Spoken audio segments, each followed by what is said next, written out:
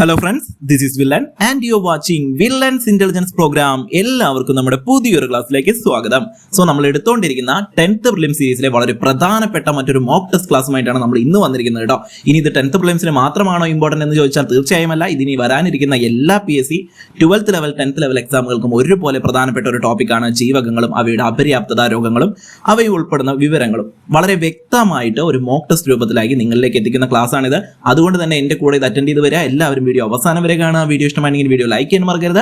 Video കണ്ടു കഴിഞ്ഞാൽ hype എന്ന് പറയുന്ന ഒരു ബട്ടൺ ഉണ്ടാവും. ഹൈപ്പ് കൂടെ എനേബിൾ ചെയ്യുന്ന most important thing is channel subscribe ചെയ്യാത്തവരെ ചാനൽ ഇപ്പോൾ തന്നെ സബ്സ്ക്രൈബ് ചെയ്ത് വെക്കുക. ഇതുപോലെ ഒരുപാട് ക്ലാസ്സുകൾ നിങ്ങളെ തേടിയെത്തുന്നതായിരിക്കും.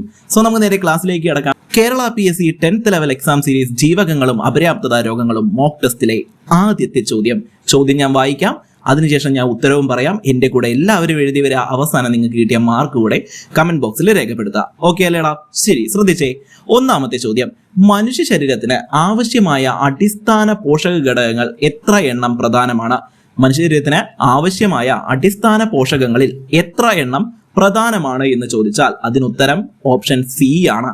6 എണ്ണമാണ് പ്രധാനപ്പെട്ട പോഷകങ്ങൾ. ഇനി രണ്ടാമത്തെ ചോദ്യം ശ്രദ്ധിച്ചേ. താഴെ തന്നിരിക്കുന്നവയിൽ ജലത്തിൽ ലയിക്കുന്ന വിറ്റാമിൻ ഏത്? താഴെ തന്നിരിക്കുന്നവയിൽ ജലത്തിൽ ലയിക്കുന്ന വിറ്റാമിൻ ഏത്? താഴെ തന്നിരിക്കുന്ന ജലത്തിൽ ലയിക്കുന്ന വിറ്റാമിൻ ഏതാണ്? അത് ഓപ്ഷൻ സി ആണ്. വൈറ്റമിൻ സി ആണ്. വൈറ്റമിൻ സി ആണ് ജലത്തിൽ ലയിക്കുന്നവ. അടുത്ത ചോദ്യം നോക്കിക്കേ. കൊഴുപ്പിൽ ലയിക്കുന്ന വിറ്റാമിൻ ഏത്? കൊഴുപ്പിൽ ലയിക്കുന്ന വിറ്റാമിനുകൾ ഏതൊക്കെ? കൊഴുപ്പിൽ ലയിക്കുന്നത് ഞാൻ പറഞ്ഞു തന്നൊരു കോഡിലെ ഓർമ്മയില് ഏതാണ് കോഡ്? കേട എന്ന് പഠിച്ചു കഴിഞ്ഞാൽ സിമ്പിൾ ആയി കിട്ടും അല്ലെ.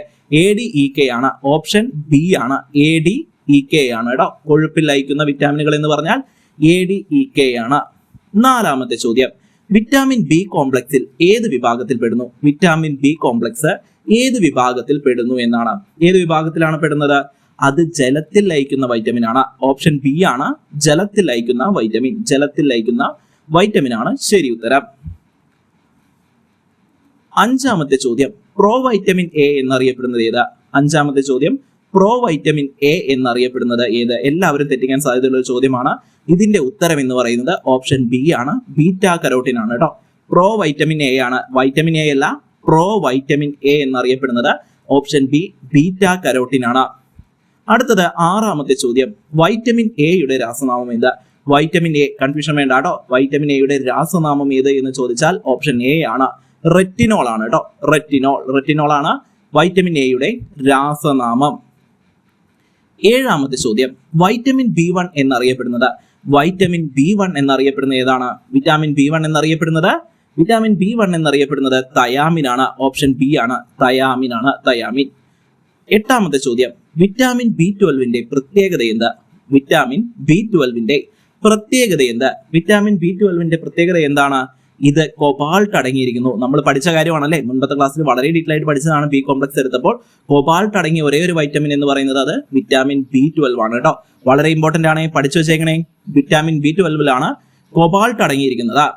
അടുത്തത് ഒൻപതാമത്തെ ചോദ്യം, വിറ്റാമിൻ സിയുടെ രാസനാമം എന്ത്? വിറ്റാമിൻ സിയുടെ രാസനാമം എന്ത്? വിറ്റാമിൻ സിയുടെ രാസനാമം എന്ന് പറയുന്നത് ഓപ്ഷൻ എ ആണ്. അസ്കോർബിക് ആസിഡ് ആണ്. അസ്കോർബിക് ആസിഡ് നമുക്കറിയാം അല്ലെ. വിറ്റാമിൻ സിയുടെ രാസനാമം എന്ന് പറയുന്നത് അസ്കോർബിക് ആസിഡ് ആണ്. ക്ലിയർ ആണല്ലോ. പത്താമത്തെ ചോദ്യത്തിലേക്ക് പോവാം.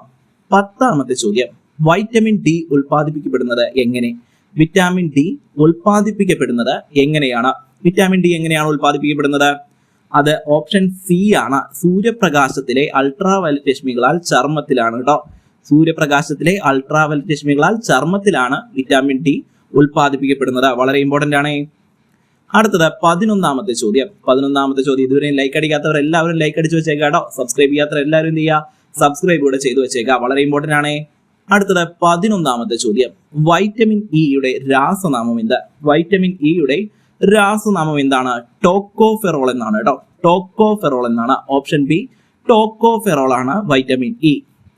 വൈറ്റമിൻ കെയുടെ പ്രധാന ധർമ്മം എന്ത്? 12ാമത്തെ ചോദ്യമാണ്. വൈറ്റമിൻ കെയുടെ പ്രധാന ധർമ്മം എന്ത്?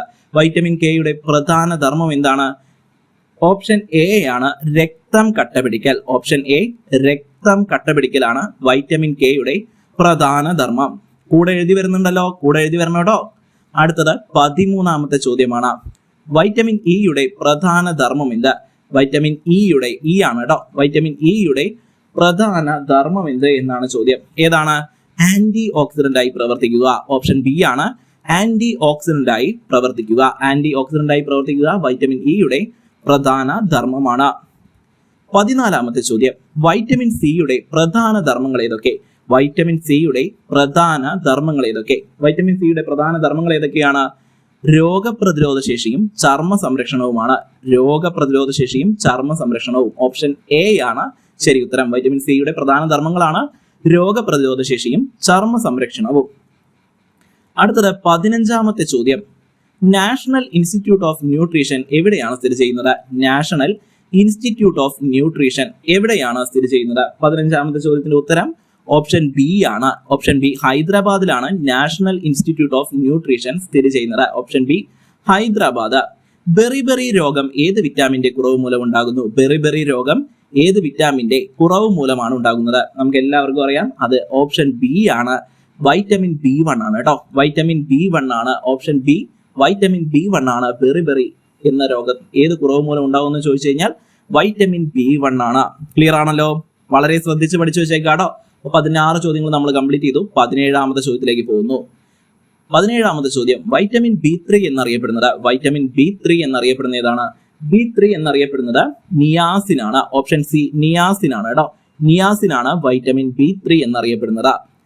18ാമത്തെ ചോദ്യം, വൈറ്റമിൻ ഡിയുടെ രാസനാമം എന്ത്? വൈറ്റമിൻ ഡിയുടെ രാസനാമം എന്ത്? വൈറ്റമിൻ ഡിയുടെ രാസനാമം എന്താണ്? അത് കാൽസിഫെറോൾ എന്നാണ് കേട്ടോ. ഓപ്ഷൻ സി, കാൽസിഫെറോൾ ആണ്. ഓപ്ഷൻ സി, കാൽസിഫെറോൾ ആണ് വൈറ്റമിൻ ഡിയുടെ രാസനാമം. 19ാമത്തെ ചോദ്യം, വൈറ്റമിൻ കെയുടെ രാസനാമം എന്ത്? വൈറ്റമിൻ കെയുടെ രാസനാമം. വൈറ്റമിൻ കെയുടെ രാസനാമം ഏതാണ്? അത് ഫൈലോക്കിനോൺ ആണ് കേട്ടോ. ഫിലോക്കിനോൺ, ഫൈലോക്കിനോൺ എന്ന് പറയും. രണ്ടും ശരിയാണ്. ഫിലോക്കിനോൺ ആണ് കേട്ടോ. ഫിലോക്കിനോൺ ആണ് വൈറ്റമിൻ കെയുടെ രാസനാമം. അടുത്തത് 20ാമത്തെ ചോദ്യം. 20ാമത്തെ ചോദ്യത്തിലേക്ക് നമ്മൾ എത്തിയിരിക്കുകയാണ്. അപ്പൊ ഇതുവരെയും ലൈക്ക് അടിക്കാത്തവരെല്ലാവരും എന്ത് ചെയ്യുക? ഇപ്പൊ തന്നെ ലൈക്ക് അടിച്ച് വെച്ചേക്കുക. നിങ്ങളുടെ സപ്പോർട്ട് വളരെ കുറവാണ്. തീർച്ചയായും ലൈക്ക് അടിക്കുക. അതേപോലെ തന്നെ സബ്സ്ക്രൈബ് ചെയ്യാൻ മടിച്ചിരിക്കുന്നവരെ സബ്സ്ക്രൈബ് കൂടെ ചെയ്ത് വെച്ചേക്കുക. ബെൽ ഐക്കൺ കൂടെ എനേബിൾ ചെയ്യാട്ടോ. നമുക്ക് ഡെയിലി ക്ലാസ്സസ് ഉണ്ട്. ആ ക്ലാസ്സസ് നിങ്ങൾക്ക് അറിയാൻ വേണ്ടിയിട്ട് ബെൽ ഐക്കൺ കൂടെ എനേബിൾ ചെയ്ത് വെച്ചേക്കുക. രാത്രിയിലെ കാഴ്ചക്കുറവ് അഥവാ നൈറ്റ് ബ്ലൈൻഡ്നെസ് 20ാമത്തെ ചോദ്യമാണ്. രാത്രിയിലെ കാഴ്ചക്കുറവ്, നൈറ്റ് ബ്ലൈൻഡ്നെസ് ഏത് വിറ്റാമിന്റെ കുറവ് മൂലമാണ് ഉണ്ടാകുന്നത്? ഏത് വിറ്റാമിന്റെ കുറവ് മൂലമാണ്? ഓപ്ഷൻ സി ആണ്, വൈറ്റമിൻ എ ആണ് കേട്ടോ. ഓപ്ഷൻ സി, വൈറ്റമിൻ എ ആണ് നൈറ്റ് ബ്ലൈൻഡ്നെസ്സിന് കാരണമാകുന്ന വിറ്റാമിൻ. അടുത്തത് 21ാമത്തെ ചോദ്യം. 21ാമത്തെ ചോദ്യം, കാർബോഹൈഡ്രേറ്റ്, പ്രോട്ടീൻ, കൊഴുപ്പ് എന്നിവയ്ക്ക് പുറമെ, കാർബോഹൈഡ്രേറ്റ്, പ്രോട്ടീൻ, കൊഴുപ്പ് എന്നിവയ്ക്ക് പുറമെ ആവശ്യമായ മറ്റ് പോഷകങ്ങൾ ഏതൊക്കെയാണ്? കാർബോഹൈഡ്രേറ്റ്, പ്രോട്ടീൻ, കൊഴുപ്പ് എന്നിവയ്ക്ക് പുറമെ ആവശ്യമായ മറ്റ് പോഷകങ്ങൾ ഏതൊക്കെയാണ് എന്ന് ചോദിച്ചു കഴിഞ്ഞാൽ അതിന്റെ ഉത്തരം എന്ന് പറയുന്നത് വിറ്റാമിനുകളും ധാതുക്കളും ജലവുമാണ് കേട്ടോ. വളരെ ഇമ്പോർട്ടന്റ് ആണ്. 6 നമ്മൾ ആദ്യം കണ്ടല്ലോ. പ്രധാനപ്പെട്ട 6 ഏതൊക്കെയാണ്? കാർബോഹൈഡ്രേറ്റ്, പ്രോട്ടീൻ, കൊഴുപ്പ്, വിറ്റാമിനുകൾ, ധാതുക്കൾ, ജലം. ഇതാണ് കേട്ടോ 6 വളരെ വ്യക്തമായിട്ട് മനസ്സിലാക്കി വെച്ചേക്കാം കേട്ടോ. ഇതാണ് ഏറ്റവും പ്രധാനപ്പെട്ട 6 പോഷക ഘടകങ്ങൾ. കാർബോഹൈഡ്രേറ്റ്, പ്രോട്ടീൻ, കൊഴുപ്പ്, വൈറ്റമിനുകൾ, ധാതുക്കൾ, ജലം. ഓക്കെ, ഇനി 22ാമത്തെ ചോദ്യം, വൈറ്റമിൻ B12ന്റെ കുറവ് മൂലം ഉണ്ടാകുന്ന രോഗം. വൈറ്റമിൻ B12ന്റെ കുറവ് മൂലം ഉണ്ടാകുന്ന രോഗമാണ് വിളർച്ച, അനീമിയയാണ് കേട്ടോ. ഓപ്ഷൻ സി, വിളർച്ചയാണ്, അനീമിയ. കുറച്ചുകൂടി കറക്റ്റ് ആയി പറയുകയാണെങ്കിൽ പെർനീഷ്യസ് അനീമിയയാണ് കേട്ടോ. പെർനീഷ്യസ് അനീമിയയാണ്. 23, സ്കർവി രോഗം ഏത് വിറ്റാമിന്റെ കുറവ് മൂലം ഉണ്ടാകുന്നു? സ്കർവി രോഗം ഏത് വിറ്റാമിന്റെ കുറവ് മൂലം ഉണ്ടാകുന്നു എന്ന് ചോദിച്ചാൽ ഏത് വിറ്റാമിൻ ആണ്? അത് ഓപ്ഷൻ സി ആണ്, വൈറ്റമിൻ സി ആണ് കേട്ടോ. ഓപ്ഷൻ സി, വൈറ്റമിൻ സി ആണ്. വൈറ്റമിൻ സി ആണ് നമ്മുടെ ഉത്തരം എന്ന് പറയുന്നത്. ക്ലിയർ ആണല്ലോ? അടുത്തത് 24ാമത്തെ ചോദ്യം, റിക്കറ്റ്സ് രോഗം ഏത് വിറ്റാമിന്റെ കുറവ് മൂലമാണ് ഉണ്ടാകുന്നത്? റിക്കറ്റ്സ് രോഗം ഏത് വിറ്റാമിന്റെ കുറവ് മൂലമാണ് ഉണ്ടാകുന്നത് എന്ന് ചോദിച്ചാൽ അതിന് ഉത്തരം എന്ന് പറയുന്നത് ഏതാണ്? അതിന് ഉത്തരം എന്ന് പറയുന്നത് വൈറ്റമിൻ ഡി ആണ്. വൈറ്റമിൻ ഡി ആണ്. മക്കളെ, നിങ്ങൾ എന്റെ കൂടെ അറ്റൻഡ് ചെയ്ത് വരണേ. വളരെ ഇമ്പോർട്ടന്റ് ആണ് കേട്ടോ. കൂടെ അറ്റൻഡ് ചെയ്ത് വരണം. അവസാനം ഞാൻ കട്ട് ഓഫ് പറയാം. ആ കട്ട് ഓഫ് നിങ്ങൾ മീറ്റ് ചെയ്തോ നോക്കുക. മീറ്റ് ചെയ്തെങ്കിലും ഇല്ലെങ്കിലും എന്ത് ചെയ്യുക? നിങ്ങൾക്ക് എത്ര മാർക്ക് കിട്ടി? നിങ്ങൾ 1 മാർക്കേ കിട്ടുള്ളൂ എങ്കിലും അത് നിങ്ങൾ പഠിച്ചു നേടിയ മാർക്കാണ്. അത് പറയാൻ ഒരു മടിയും വേണ്ട. തീർച്ചയായും കമന്റ് ചെയ്ത് വെച്ചേക്കുക. ഓക്കെ, ഇനി 25ാമത്തെ ചോദ്യം നോക്കിയേ. 25ാമത്തെ ചോദ്യം, വിറ്റാമിൻ എ ധാരാളമായി അടങ്ങിയിരിക്കുന്ന ഭക്ഷണം ഏത്? വിറ്റാമിൻ എ ധാരാളമായി അടങ്ങിയിരിക്കുന്ന ഭക്ഷണം ഏത് എന്നാണ് ചോദ്യം. 25ാമത്തെ ചോദ്യം വളരെ സിമ്പിൾ ആണ്. 25ാമത്തെ ചോദ്യത്തിന് ഉത്തരം ക്യാരറ്റ് ഉള്ള ഓപ്ഷൻ ആണ് അല്ലെ. മുട്ട, കരള്, ക്യാരറ്റ്. ഇതിലാണ് വൈറ്റമിൻ എ ധാരാളമായിട്ട് അടങ്ങിയിരിക്കുന്നത്. മുട്ട, കരള്, ക്യാരറ്റ്. 26ാമത്തെ ചോദ്യം, ജലത്തിൽ ലയിക്കുന്ന വിറ്റാമിനുകൾ ഏതൊക്കെ? ജലത്തിൽ ലയിക്കുന്നവ നമ്മൾ കൊഴുപ്പിൽ ലയിക്കുന്നവ പഠിച്ചല്ലേ? ADEK ആണ് കൊഴുപ്പിൽ ലയിക്കുന്നവ. എന്നാൽ ജലത്തിൽ ലയിക്കുന്നവയാണ് ചോദിച്ചിരിക്കുന്നത്. 26ാമത്തെ ഉത്തരം എന്താണ്? ഓപ്ഷൻ ബി ആണ്. ബിയും സിയും ആണ് കേട്ടോ. ബിയും സിയും, ബി കോംപ്ലക്സും വൈറ്റമിൻ സിയും ജലത്തിൽ ലയിക്കുന്ന വിറ്റാമിനുകളാണ്. ക്ലിയർ ആണല്ലോ? അടുത്തത് 27ാമത്തെ ചോദ്യമാണ്. വിറ്റാമിൻ B2 എന്നറിയപ്പെടുന്നത്, വിറ്റാമിൻ B2 ആണ് കേട്ടോ. B2, വിറ്റാമിൻ B2 എന്നറിയപ്പെടുന്നത് ഏതാണ്? വിറ്റാമിൻ B2 എന്നറിയപ്പെടുന്നത് റൈബോഫ്ലാവിൻ ആണ് കേട്ടോ. റൈബോഫ്ലാവിൻ ആണ് വിറ്റാമിൻ B2 എന്നറിയപ്പെടുന്നത്. 28ാമത്തെ ചോദ്യം, വിറ്റാമിൻ B6 എന്നറിയപ്പെടുന്നത്, വിറ്റാമിൻ B6 എന്നറിയപ്പെടുന്നത് പിരിഡോക്സിൻ ആണ്. പിരിഡോക്സിൻ ആണ് കേട്ടോ. പിരിഡോക്സിൻ ആണ് വിറ്റാമിൻ B6 എന്ന് അറിയപ്പെടുന്നത്. ഓക്കെ, 29ാമത്തെ ചോദ്യം നോക്കിയേ. കൊഴുപ്പിൽ ലയിക്കുന്ന വിറ്റാമിനുകൾ ശരീരത്തിൽ സംഭരിക്കപ്പെടുന്നത് എവിടെയാണ്? കൊഴുപ്പിൽ ലയിക്കുന്ന വൈറ്റമിനുകൾ ശരീരത്തിൽ സംരക്ഷിക്കപ്പെടുന്നത് എവിടെയാണ്? എവിടെയാണ് സംരക്ഷിക്കപ്പെടുന്നത്? അത് കരളിലും കൊഴുപ്പ് കലകളിലുമാണ് കേട്ടോ. ഓപ്ഷൻ എ ആണ്. കരളിലും കൊഴുപ്പ് കലകളിലുമാണ് കൊഴുപ്പിൽ ലയിക്കുന്ന വിറ്റാമിനുകൾ ശരീരത്തിൽ സംരക്ഷിക്കപ്പെടുന്നത്. കരളിലും കൊഴുപ്പ് കലകളിലുമാണ്. ക്ലിയർ ആണല്ലോ? അടുത്ത ചോദ്യം നോക്കിയേ. 30ാമത്തെ ചോദ്യത്തിലേക്ക് കടക്കുവാണ്. ഞാൻ വീണ്ടും ഓർമ്മിപ്പിക്കുന്നു, ഇതുവരെ ലൈക്ക് അടിക്കാത്തവർ എല്ലാവരും ഇപ്പൊ തന്നെ ലൈക്ക് അടിച്ച് വെച്ചേക്കാം. സബ്സ്ക്രൈബ് ചെയ്യാത്തവരും തീർച്ചയായും സബ്സ്ക്രൈബ് ചെയ്ത് വെച്ചേക്കാം കേട്ടോ. 30ാമത്തെ ചോദ്യം നോക്കിയേ. വിറ്റാമിൻ സി ധാരാളമായി അടങ്ങിയിരിക്കുന്ന പഴം ഏതാണ്? വിറ്റാമിൻ സി ധാരാളമായി അടങ്ങിയിരിക്കുന്ന പഴം ഏതാണ്? നമുക്ക് എല്ലാവർക്കും അറിയാം, സിട്രസ് ഫ്രൂട്ട്. ഏതാണ് അത്? ഓപ്ഷൻ ബി ആണ്. നാരങ്ങയാണ്. ഓപ്ഷൻ ബി, നാരങ്ങയാണ് വിറ്റാമിൻ സി ധാരാളമായി അടങ്ങിയിരിക്കുന്നത്. ഓപ്ഷൻ ബി, നാരങ്ങ. ഓക്കെ ആണല്ലോ? അടുത്തത് 31ാമത്തെ ചോദ്യമാണ്. വിറ്റാമിൻ ഡിയുടെ പ്രധാന ഉറവിടം എന്ത്? വിറ്റാമിൻ ഡിയുടെ പ്രധാന ഉറവിടം എന്ത്? വിറ്റാമിൻ ഡിയുടെ പ്രധാന ഉറവിടം എന്താണ്? അത് സൂര്യപ്രകാശമാണ്. സൂര്യപ്രകാശം, സൺലൈറ്റ് ആണ് അല്ലെ? സൺലൈറ്റ് ആണ്. സൺഷൈൻ വിറ്റാമിൻ എന്നൊക്കെ അറിയപ്പെടുന്നുണ്ട്. വിറ്റാമിൻ ഡി ആണ്. അടുത്തത് 32ാമത്തെ ചോദ്യം. വിറ്റാമിൻ കെ ധാരാളമായി അടങ്ങിയിരിക്കുന്ന ഭക്ഷണം. വിറ്റാമിൻ കെ ധാരാളമായി അടങ്ങിയിരിക്കുന്ന ഭക്ഷണം ഏതാണ്? വിറ്റാമിൻ കെ ധാരാളമായി അടങ്ങിയിരിക്കുന്നത് ഇലക്കറികളിലാണ്. ഓപ്ഷൻ എ, ഇലക്കറികളിലാണ് വിറ്റാമിൻ കെ ധാരാളമായിട്ട് അടങ്ങിയിരിക്കുന്നത്. വളരെ ഇമ്പോർട്ടന്റ് ആണ് കേട്ടോ. അടുത്തത് 33ാമത്തെ ചോദ്യത്തിലേക്ക് കിടക്കുവാണ്. വിറ്റാമിൻ ഇ ധാരാളമായി അടങ്ങിയിരിക്കുന്ന ഭക്ഷണം ഏത്? വിറ്റാമിൻ ഇ ആണ് ധാരാളമായി അടങ്ങിയിരിക്കുന്ന ഭക്ഷണം ഏതാണ്? വിറ്റാമിൻ ഇ ധാരാളമായി അടങ്ങിയിരിക്കുന്നത് അണ്ടിപ്പരിപ്പും എണ്ണക്കുരുകളുമാണ് കേട്ടോ. ഓപ്ഷൻ എ ആണ്.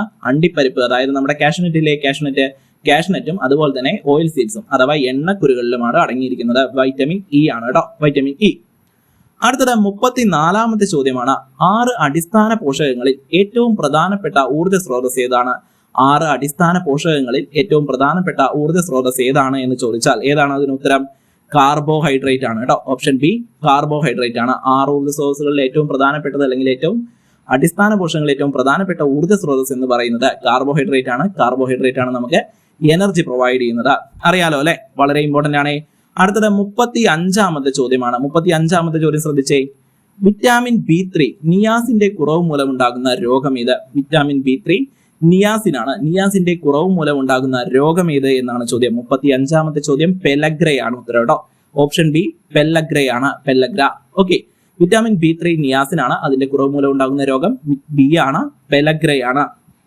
ഓക്കെ ആണല്ലോ മക്കളെ? വളരെ വ്യക്തമായിട്ട് മനസ്സിലായില്ലേ? വെറും 10-12 മിനിറ്റിനുള്ളിലാണ് ഇത്രയും ചോദ്യങ്ങൾ നിങ്ങളിലേക്ക് എത്തിച്ചിരിക്കുന്നത്. വളരെ ഇമ്പോർട്ടന്റ് ആയ ടോപ്പിക്കാണ്. വളരെ സിമ്പിൾ ആയിട്ട് പഠിക്കാവുന്ന ടോപ്പിക്കാണ്. അതുകൊണ്ട് തന്നെയാണ് നമ്മൾ മോക്ക് ടെസ്റ്റ് രൂപത്തിൽ നിങ്ങളിലേക്ക് എത്തിച്ചത് കേട്ടോ. നമ്മൾ 10th പ്രിലിംസിന് വളരെ ഡീറ്റെയിൽ ആയിട്ട് ക്ലാസ്സുകൾ എടുത്തുകൊണ്ടിരിക്കുന്നുണ്ട്. ആ ക്ലാസ്സുകളൊക്കെ നമ്മുടെ പ്ലേലിസ്റ്റ് അവൈലബിൾ ആണ്. സോ ആ ക്ലാസ്സുകൾ കാണാത്തവരാണെങ്കിൽ തീർച്ചയായിട്ടും 10th ലെവൽ എന്ന് പറയുന്ന പ്ലേലിസ്റ്റ് ചെക്ക് ചെയ്യാൻ ഞാൻ ഐ ബട്ടണിൽ കൊടുക്കാം. അതേപോലെ തന്നെ നിങ്ങൾ ചാനൽ വിസിറ്റ് ചെയ്യുക, പ്ലേലിസ്റ്റുകൾ ചെക്ക് ചെയ്യുക കേട്ടോ. ഇത് മാത്രമല്ല, ഒരുപാട് ക്ലാസ്സുകൾ നമ്മൾ എടുത്തിട്ടുണ്ട്. ഏത് ലെവലായാലും, ഡിഗ്രി ലെവലായാലും 10th ലെവലായാലും 12th ലെവലായാലും എല്ലാത്തിലും വളരെ പ്രധാനപ്പെട്ട കാര്യങ്ങൾ നമ്മൾ ഇതിന്റെ ക്ലാസ്സുകളായിട്ട് എടുത്തിട്ടുണ്ട്. സോ ആ ക്ലാസ്സുകൾ തീർച്ചയായിട്ടും നിങ്ങൾ കാണുക. ഇതുവരെയും വീഡിയോ ലൈക്ക് അടിക്കാത്തവർ എല്ലാവരും ഇപ്പൊ തന്നെ ലൈക്ക് അടിച്ച് വെച്ചേക്കുക. സബ്സ്ക്രൈബ് ചെയ്യാത്തവരും സബ്സ്ക്രൈബ് ചെയ്ത് വെച്ചേക്കുക. ഇനി നിങ്ങളുടെ പറയാനുള്ളത്, ടോട്ടൽ നമ്മൾ ഡിസ്കസ് ചെയ്ത ക്വസ്റ്റ്യന്റെ എണ്ണം എന്ന് പറയുന്നത് 35 ചോദ്യങ്ങളായിരുന്നു. അതിൽ ഞാൻ നിങ്ങൾക്ക് തരുന്ന കട്ട് ഓഫ് എന്ന് പറയുന്നത് 28 മാർക്കാണ് കേട്ടോ. സോ വളരെ സിമ്പിൾ ആയ ഒരു എക്സാം ആണ് അല്ലെ? ശരിക്കും പറഞ്ഞാൽ 28 35 കട്ട് ഓഫ് വെക്കേണ്ടതാണ്. അത്രയും സിമ്പിൾ ആയ ഒരു ടോപ്പിക്കാണ് ഈ ജീവകങ്ങളും അപര്യാപ്തത രോഗങ്ങളും. എല്ലാവരും പഠിച്ചിരിക്കുമല്ലേ? തീർച്ചയായും നിങ്ങൾക്ക് എല്ലാവർക്കും കൂടുതൽ മാർക്ക് കിട്ടിയിട്ടുണ്ടാവും എന്ന് എനിക്കറിയാം. കുറവ് മാർക്ക് കിട്ടിയവർ ഒരു വിഷമവും വിചാരിക്കേണ്ട കേട്ടോ. ഞാൻ പറഞ്ഞല്ലോ, നിങ്ങൾ നേടിയത് 1 മാർക്കാണെന്നുണ്ടെങ്കിലും അത് നിങ്ങൾ പഠിച്ച ചോദ്യത്തിന് കിട്ടുന്ന മാർക്കാണ്. അത് കമന്റ് ചെയ്യാൻ ഒരു മടിയും വേണ്ട. ഓക്കെ അല്ലേ? സോ എല്ലാവരും മാർക്ക് അവരുടെ കമന്റ് ചെയ്ത് വെച്ചേക്കാം കേട്ടോ. നിങ്ങൾക്ക് കിട്ടിയ മാർക്ക് എത്രയാണോ അത് കമന്റ് ചെയ്ത് വെച്ചേക്കാം. ക്ലിയർ അല്ലേ? ഇതുപോലെ കൂടുതൽ ക്ലാസ്സുകൾ വേണമെന്നുണ്ടെങ്കിൽ എന്നെ അറിയിക്കുക, അതുകൂടെ കമന്റിൽ പറയാ. എന്ന മോസ്റ്റ് ഇമ്പോർട്ടന്റ് തിങ് വീണ്ടും ഞാൻ നിങ്ങളെ ഓർമ്മിപ്പിക്കുകയാണ്, ഇതുവരെയും ലൈക്ക് അടിക്കാത്ത എല്ലാവരും ഇപ്പൊ തന്നെ വീഡിയോ ലൈക്ക് അടിച്ച് വെച്ചേക്കുക. നിങ്ങളുടെ ഫ്രണ്ട്സ് കേരള PSC എക്സാമുകൾക്ക് തയ്യാറെടുക്കുന്നവരാണ്, അവർക്ക് ഈ ക്ലാസ് ഉപകാരപ്പെടുമെന്ന് നിങ്ങൾക്ക് തോന്നിക്കഴിഞ്ഞാൽ തീർച്ചയായും നിങ്ങൾ ഈ ക്ലാസ് അവരുമായിട്ട് ഷെയർ ചെയ്യുക. വീഡിയോ കണ്ടു കഴിഞ്ഞാൽ ഹൈപ്പ് എന്ന് പറയുന്ന ഒരു ബട്ടൺ ഉണ്ടാവും, ഹൈപ്പ് കൂടെ എനേബിൾ ചെയ്യുക. എന്ന most important thing is channel subscribe ചെയ്യാത്തവര് ചാനൽ ഇപ്പൊ തന്നെ സബ്സ്ക്രൈബ് ചെയ്ത് വെക്കുക. ഇതുപോലെ ഒരുപാട് ക്ലാസ്സുകൾ നിങ്ങളെ തേടിയെത്തുന്നതായിരിക്കും. ഓക്കെ അല്ലേ മക്കളെ? അത്രയേ ഉള്ളൂ. എല്ലാവരും നന്നായിട്ട് പഠിക്കുക. ഞാൻ പറഞ്ഞതുപോലെ തന്നെ 10th പ്രിലിംസിന്റെ ക്ലാസ്സുകൾ നമ്മുടെ പ്ലേലിസ്റ്റ് അവൈലബിൾ ആണ്. 10th പ്രിലിംസ് മാത്രമല്ല, ഡിഗ്രി ലെവൽ ക്ലാസ്സുകളും 12th ലെവൽ ക്ലാസ്സുകളും വളരെ ഡീറ്റെയിൽ ആയിട്ട് നമ്മൾ എടുത്തിട്ടുണ്ട്. ആ ക്ലാസ്സുകളും പ്ലേലിസ്റ്റ് അവൈലബിൾ ആണ് കേട്ടോ. സോ ക്ലാസ്സുകൾ ചെക്ക് ചെയ്യുക, നന്നായിട്ട് പഠിക്കുക. എക്സാം അടുത്തെത്തിക്കൊണ്ടിരിക്കുകയാണ്. എല്ലാ എക്സാമുകൾക്കും ഉപകാരപ്പെട്ട ഒരു ക്ലാസ് തന്നെയാണ് ഇത്. ഇനി വരാനിരിക്കുന്ന LDCയോ VFAയോ അതേപോലെ 12th ലെവൽ 10th ലെവൽ എല്ലാ എക്സാമുകൾക്കും സയൻസ് ടോപ്പിക്കായി വരുന്ന വിറ്റാമിൻസ് എന്ന് പറയുന്നത് വളരെ ഇമ്പോർട്ടന്റ് ആണ്. നന്നായിട്ട് പഠിച്ചു വെച്ചേക്കുക. ഓക്കെ അല്ലേ? സോ നിങ്ങൾക്ക് എല്ലാവർക്കും ക്ലാസ് ഇഷ്ടമായി എന്ന് വിശ്വസിക്കുന്നു. നമുക്ക് വീണ്ടും കാണാം. This is villain signing off. Thank you.